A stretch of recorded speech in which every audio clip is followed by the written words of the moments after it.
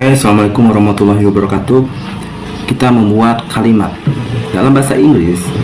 Saat kita menulis, kita akan membuat sebuah kalimat.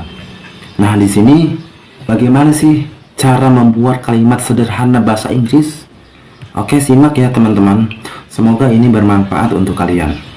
Jadi, di awal belajar bahasa Inggris, kalian sebaiknya mempelajari cara membuat kalimat sederhana bahasa Inggris sebelum mempelajari bentuk kalimat yang lainnya. Karena jika kamu sudah bisa dan paham cara membuat simple sentence, kamu akan lebih mudah mempelajari sekaligus membuat kalimat yang lebih kompleks. Ya, dalam bahasa Inggris terdapat 4 jenis kalimat, yaitu kalimat sederhana simple sentence, kalimat majemuk compound sentence, kalimat kompleks atau complex sentence, dan kalimat majemuk bertingkat, yaitu sebutnya compound complex sentence. Itu tahapan-tahapan membuat kalimat. Ya, kalian harus tahu dulu pengertian kalimat sederhana itu apa sih? Oke, kalimat sederhana atau simple sentence adalah kalimat yang hanya terdiri dari satu subjek dan satu predikat yang menjelaskan satu gagasan yang utuh. Simple sentence juga disebut sebagai klausa independen karena bisa berdiri sendiri sebagai kalimat lengkap. Perlu digarisbawahi, walaupun namanya kalimat sederhana, tapi kalimat ini belum tentu pendek strukturnya. Ya. Jadi kalimat sederhana itu pun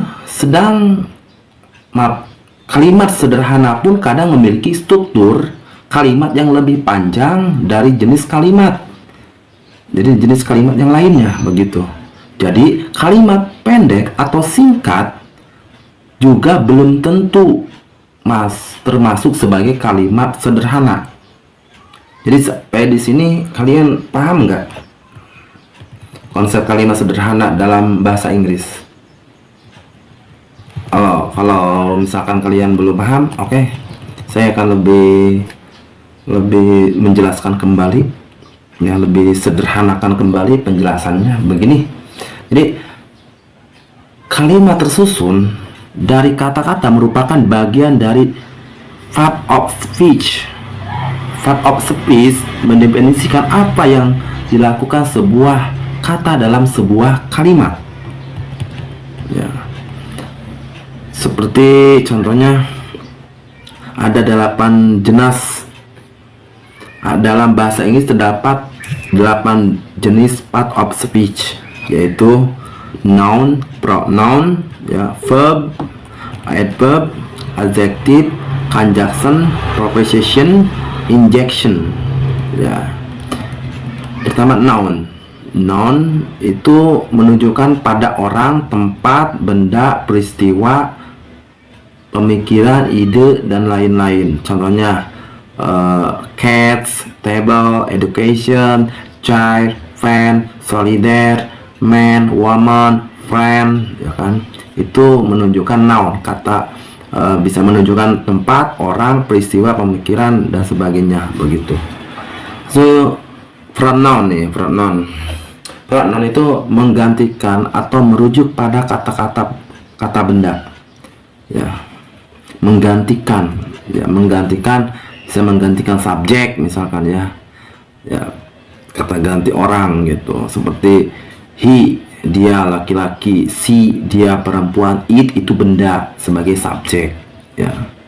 Itu I, misalkan saya, we, you, they, ya. Itu misalkan we artinya kami, you, kamu, they, mereka gitu, ya. So verb menunjukkan peristiwa atau kegiatan yang terjadi dalam sebuah kalimat. Contohnya kick, smile, work, write, type, drink, eat, run, make, ya, see, look, go. Banyak. Jadi verb itu secara jelasnya adalah suatu perbuatan, ya, yang dilakukan oleh si subjek, ya.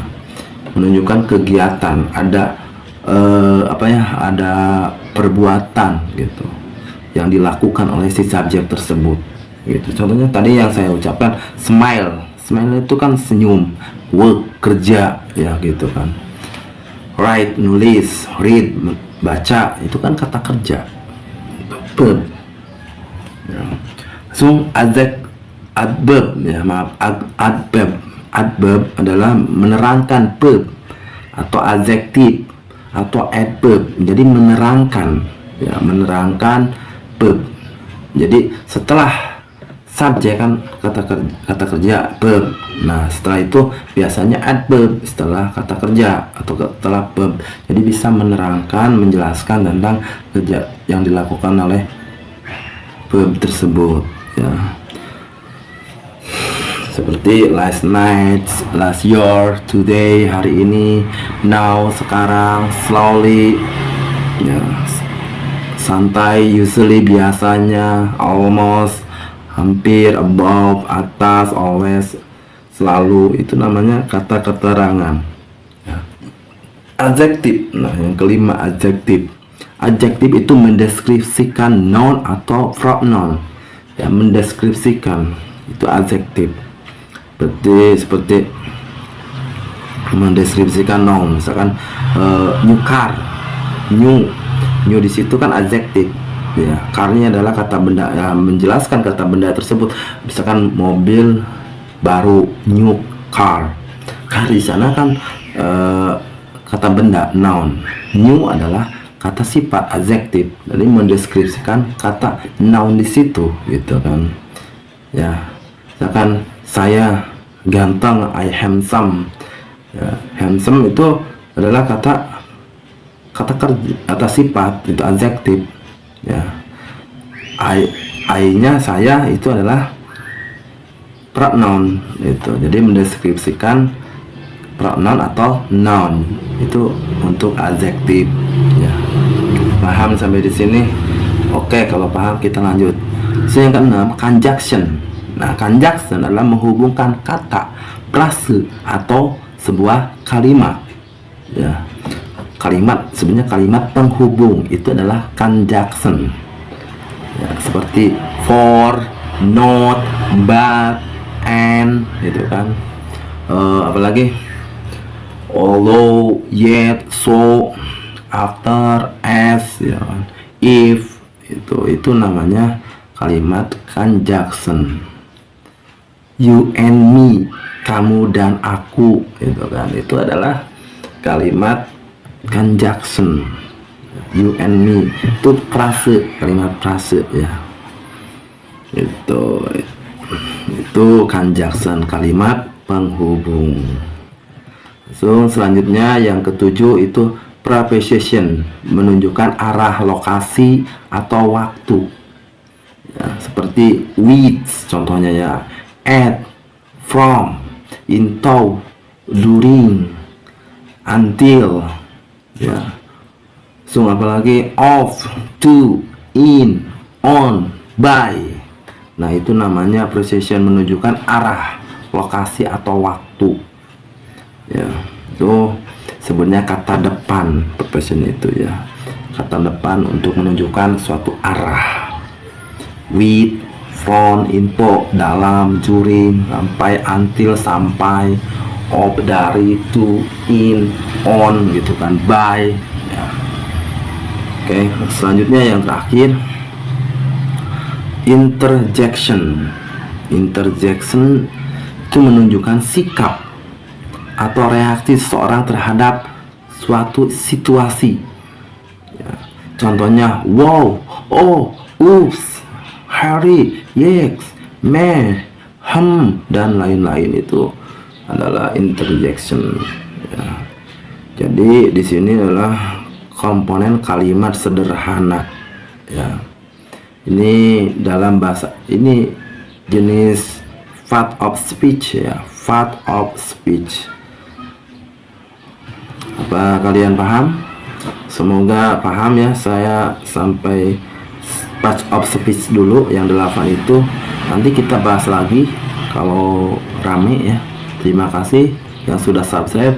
Assalamualaikum warahmatullahi wabarakatuh.